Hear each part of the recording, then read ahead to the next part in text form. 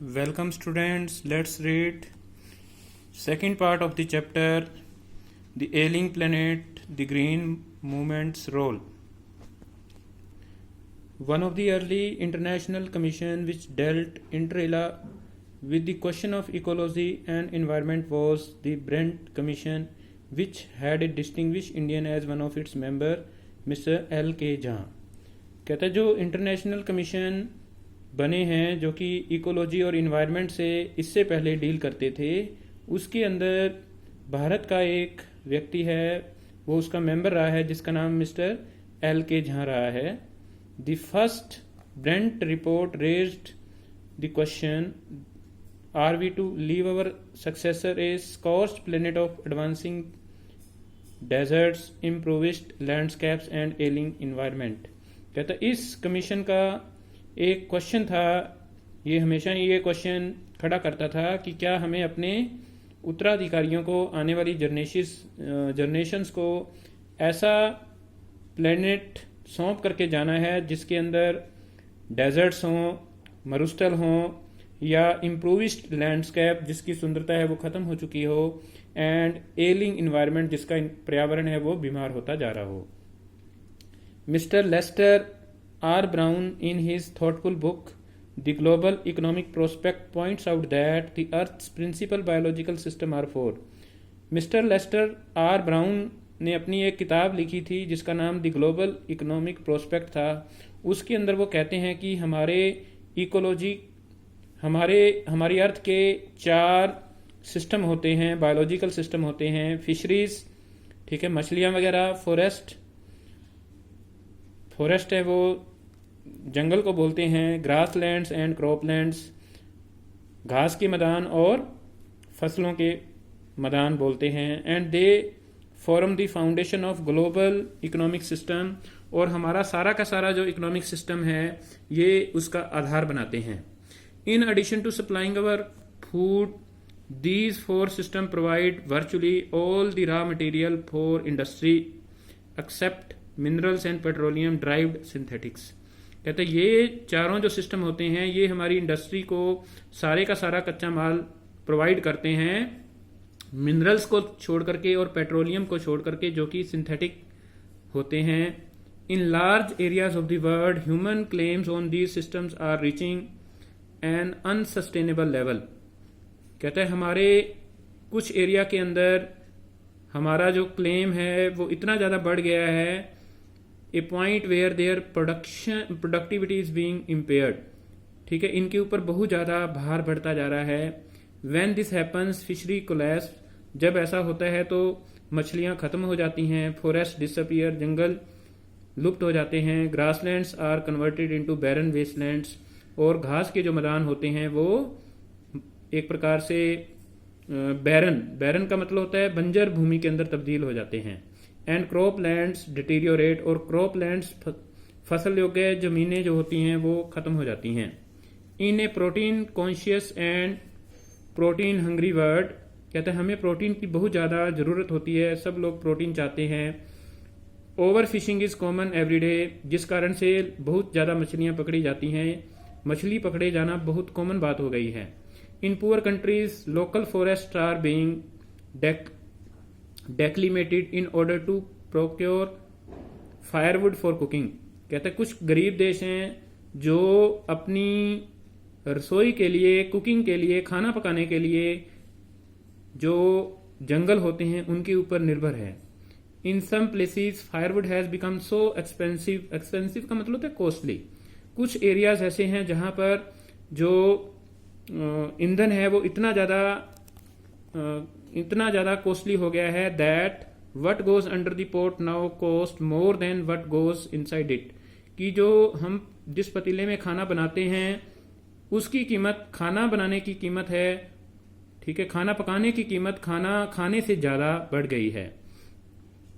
Since the tropical forest is in the word of mister Mayer the power house of evolution, several species of life face extinction as a result of its destruction.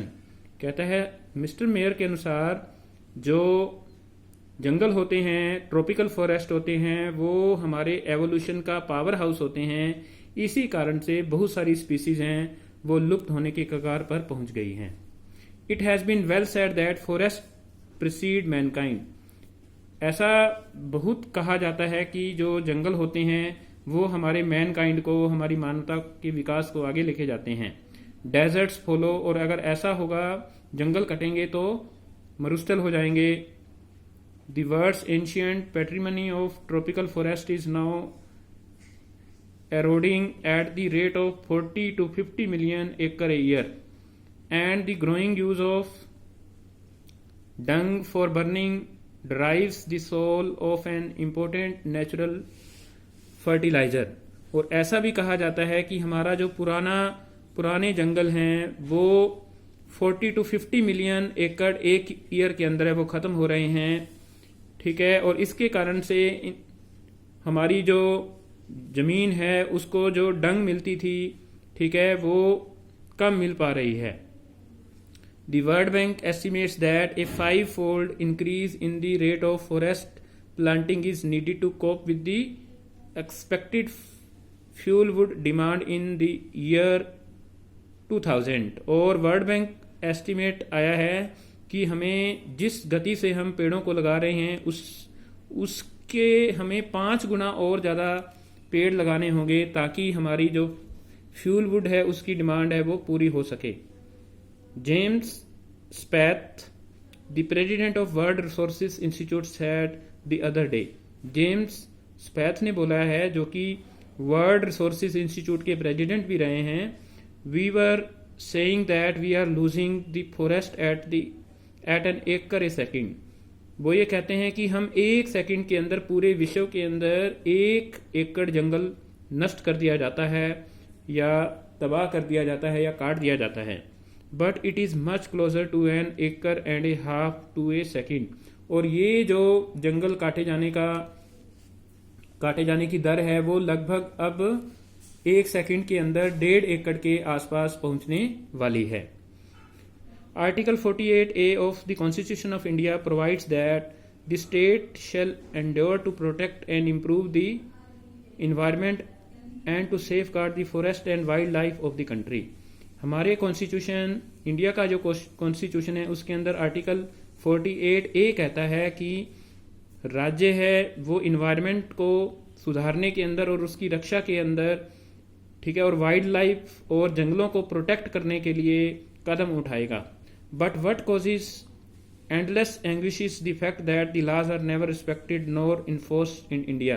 लेकिन सबसे बड़ी बात यह है कि जो चीज़ हमें pen देती है वो ये है कि भारत के अंदर जो नियम बनाए जाते हैं उनकी कोई कदर नहीं करता, ना ही उन नियमों को अच्छी तरह से लागू किया जाता है। For instance, the constitution says that casteism, untouchability and bounded labour shall be abolished, but they flourish shamelessly even after 44 years of operation of constitution। हालांकि हमारा कॉन्स्टिट्यूशन ये बात कहता है, उदाहरण के तौर पर, कि जातिवाद, छुआछात और दूसरे जो बाउंडेड लेबर हैं, ठीक है, जो बाल श्रम किया जाता है वो नहीं होना चाहिए। लेकिन फिर भी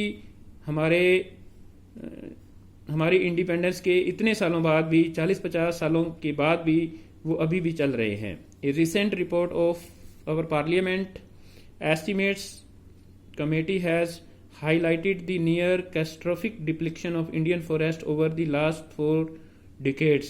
और हमारे पार्लियामेंट की एक कमेटी है, उसने ये कहा है कि हमारे पिछले 40 सालों के अंदर हैं वो फॉरेस्ट बहुत तेज़ गति के साथ ख़त्म हुए हैं और हमारी जो स्थिति है वो बड़ी ही दुखदाई होने वाली है। India according to a reliable data is losing the forest at the rate of 3.7 million acre a year. Bharat के अंदर 3.7 मिलियन एकड़ जंगल है वो हर साल कट जाता है। Large areas officially designated as forest land are already virtually treeless. और बहुत बड़े बड़े एरिया जो जंगल होने चाहिए थे वो अब पेड़ रहित हो चुके हैं। The actual loss of forest is estimated to be about 8 times the rate indicated by government statistics होते हैं आंकड़े, और एक्चुअल के अंदर जो आंकड़े बनेंगे जंगल खत्म होने के वो गवर्नमेंट के आंकड़ों से लगभग 8 गुना ज़्यादा है।